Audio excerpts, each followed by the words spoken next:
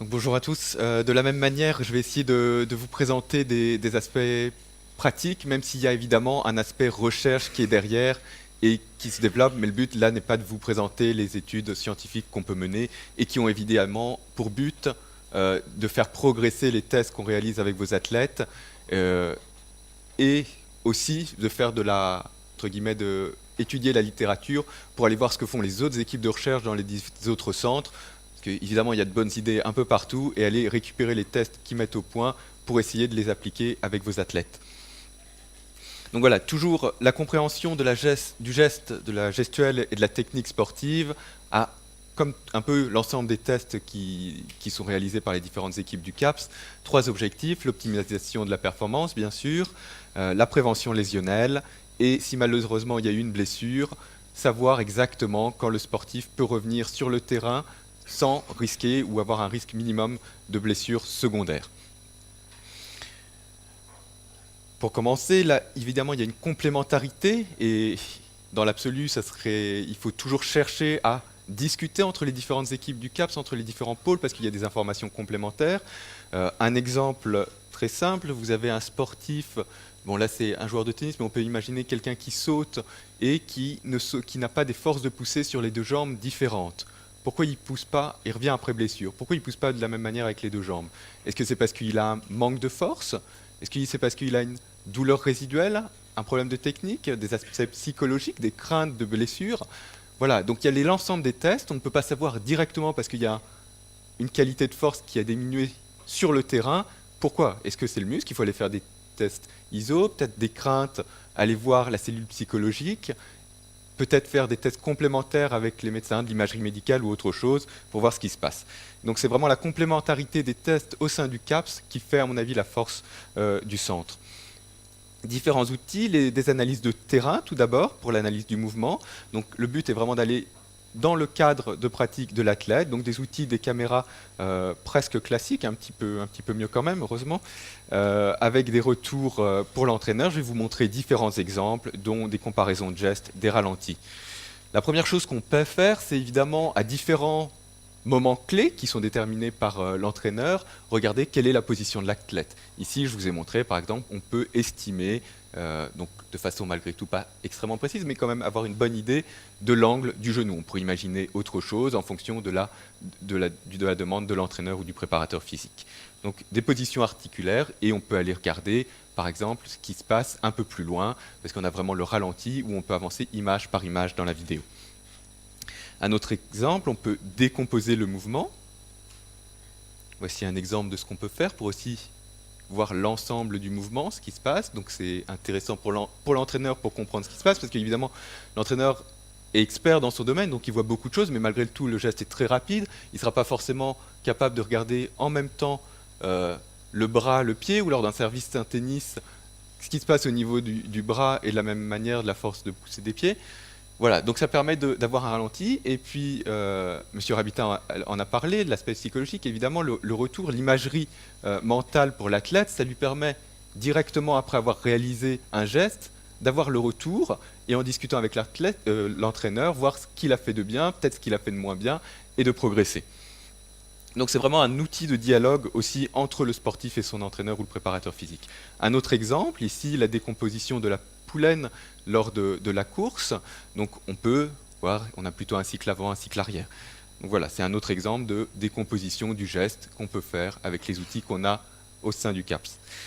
Évidemment, là, je vous ai montré des parties du corps. On peut le faire sur des objets. Ici, on pourrait imaginer que l'intérêt, c'est de voir la présentation de la balle lors du service au tennis. Voici un exemple.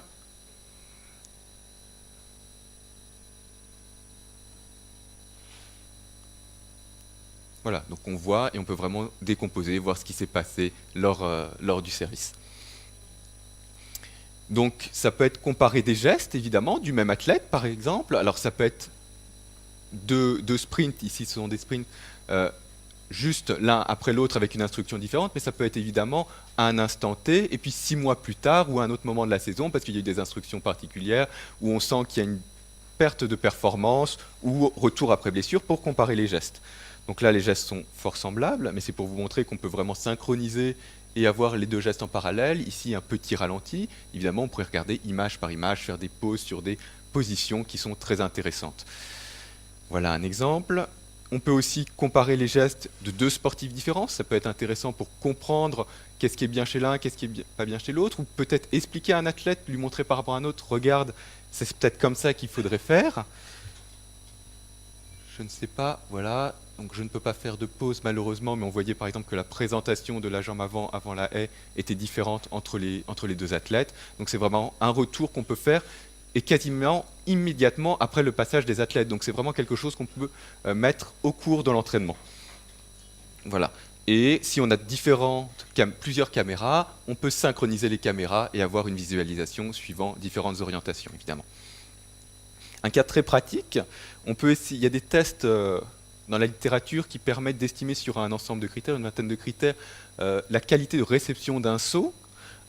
Un des critères pour le risque de rupture des ligaments croisés, un des critères c'est le valgus du genou à la réception. Donc je vous montre deux exemples de réception. Premier exemple où la réception est relativement bonne, elle n'est pas parfaite mais elle est relativement bonne, peu de valgus, il y a un petit déséquilibre mais globalement c'est bon. Et c'est la sœur jumelle, c'est pas la même personne, mais voilà. La réception, vous allez voir au niveau du genou, un valgus ici beaucoup plus important, et donc potentiellement des risques de blessures qui sont plus importants. Et à partir de là, évidemment, l'entraîneur doit mettre en place un entraînement, de la proprio, du renforcement en fonction ou des améliorations techniques pour limiter ce type de réception et donc limiter le risque de lésion avec son athlète. Voilà, donc cette analyse du mouvement permet une analyse de terrain avec un retour pour l'entraîneur et l'athlète qui est quasi direct, donc qui peut être quasi direct ou un peu plus long évidemment en fonction de ce que demande l'entraîneur. Il y a des recherches ou disons des facteurs qui peuvent prendre un peu plus de temps à prendre, mais ça ne sera jamais très long et ça peut être à la fin de la journée, quelque chose comme ça. Donc ça permet de comprendre la technique, d'identifier des risques lésionnels. Donc ça c'était sur le terrain. On peut aller plus loin en laboratoire, donc ça permet d'avoir d'autres outils, des outils plus performants, plus précis, mais évidemment on est dans le contexte du laboratoire, donc ça aussi limite en partie la capacité à reproduire exactement le contexte du sportif et le geste exact dans certaines situations. Vous allez voir différents exemples, quelquefois on reproduit, je dirais, quasi parfaitement le geste du sportif, quelquefois on est obligé de s'adapter. Différents outils, des unités de mesure qui permettent vraiment de repérer le mouvement en 3 dimensions dans l'espace, donc qui permettent d'avoir par exemple l'angle du genou, la rotation du bassin dans les 3 dimensions de l'espace, des plateformes de force au sol pour voir les forces de poussée, de l'électromyographie pour avoir la force musculaire, un radar, différents outils. Voilà. Donc, premier exemple, on peut imaginer une réception de saut. Voilà. Donc, ce n'est pas le même saut. Ici, c'est un squat jump. On avait 2 athlètes, un qui était non blessé et un, j'ai mis blessé en fait, qui revenait de blessure, normalement qui avait eu l'autorisation du staff médical de reprendre l'entraînement normal. Vous voyez, lors d'un squat jump, normalement c'est un sport symétrique. Donc, de façon normale, l'athlète non blessé qui venait pour un suivi régulier avait un profil tout à fait normal et équilibré entre la force de poussée de ses 2 jambes.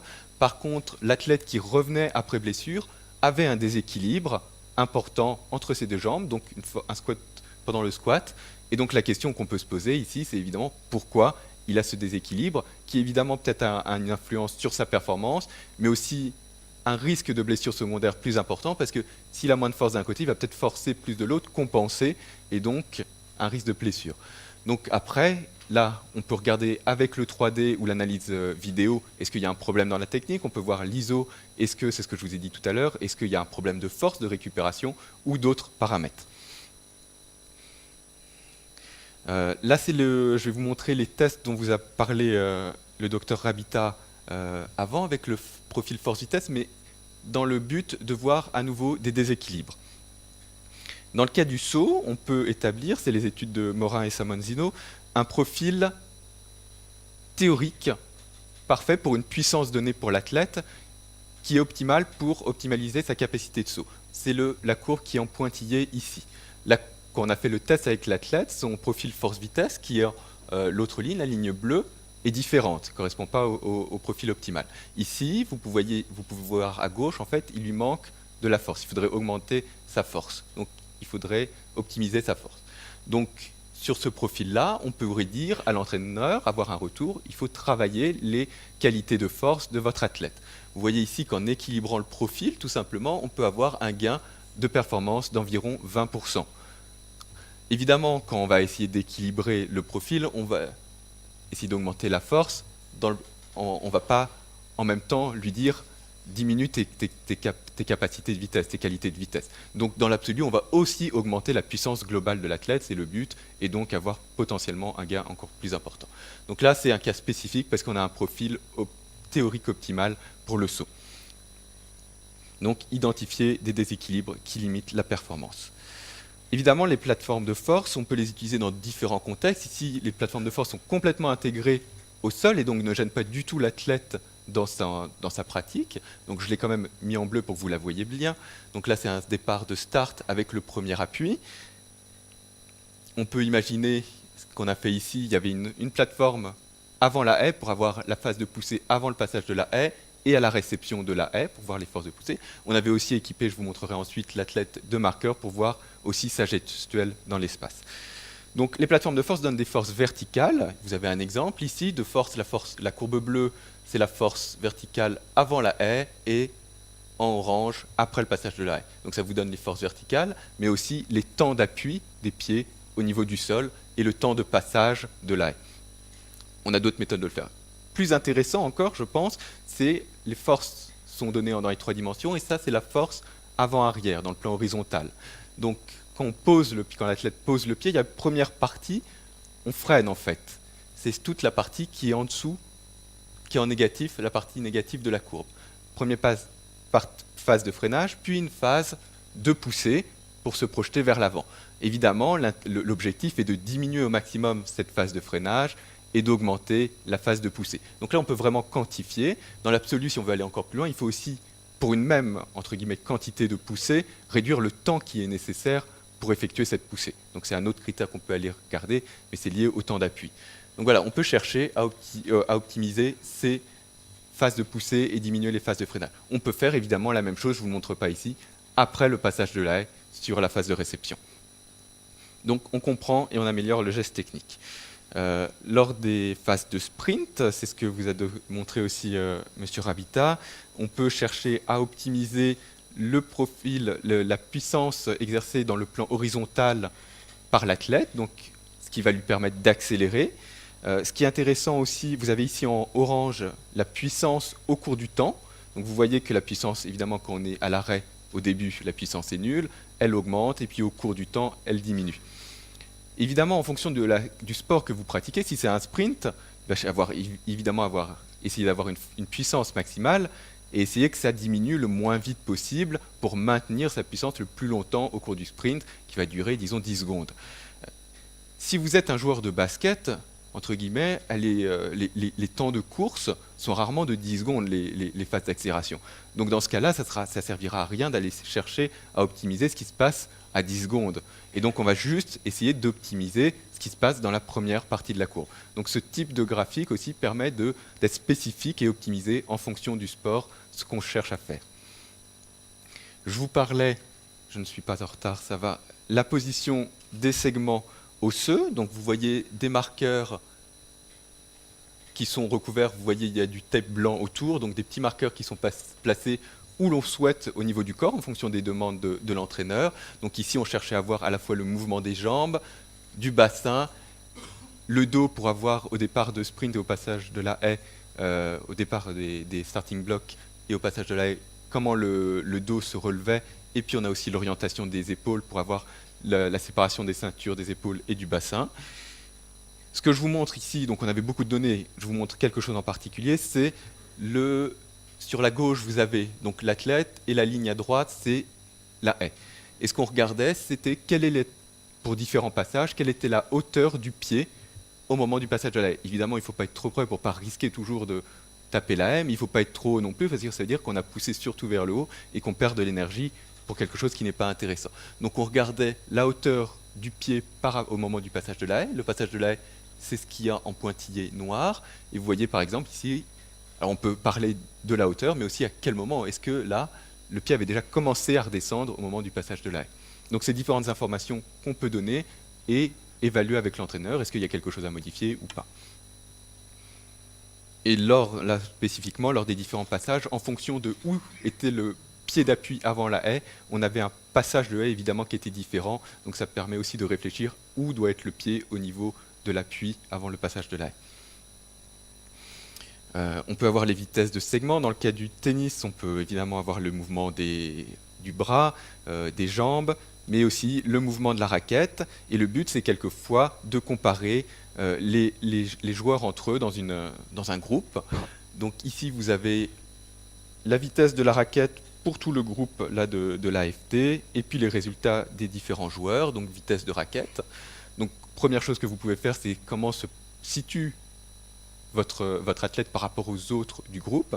Mais un autre résultat, donc ça c'est la performance brute, c'est la valeur de vitesse de raquette, mais ce qui peut être intéressant aussi, c'est sur plusieurs essais, regarder quelle est la variabilité de la performance de l'athlète. Évidemment, quelqu'un qui a une fois une très bonne performance, mais la moitié du temps, elle est très mauvaise, ça veut dire que ça ne va pas être génial. Donc ici, par exemple, vous voyez, il y a un écart tic qui est relativement important, ça veut dire qu'il y a une assez grande variabilité dans le vitesse de service du joueur. Alors que là, ici, entre guillemets, il a toutes les qualités, il a une performance très bonne, et vous voyez une toute petite barre, un tout petit écart tic, c'est-à-dire que quasiment tous ces services ont cette performance qui est excellente. Donc ça permet d'avoir les deux choses, comparer au groupe, connaître donc sa performance, mais aussi savoir est-ce qu'il est capable de reproduire ce geste de façon répétée, comme c'est quelquefois le cas, comme dans le service au tennis. Conclusion, donc une analyse de laboratoire standardisée qui doit être... donc le retour est moins direct pour l'entraîneur parce que le temps de placement des marqueurs, de traitement des résultats est beaucoup plus complexe. Donc il faut que l'entraîneur vienne avec une question précise et qu'on réfléchisse en général ensemble à qu'est-ce qu'on veut voir, sinon on risque de se perdre dans les données. Par contre, on peut identifier également des déséquilibres lors de la réalisation du geste, faire de la prévention et de l'optimisation de la performance. Voilà, je vous remercie.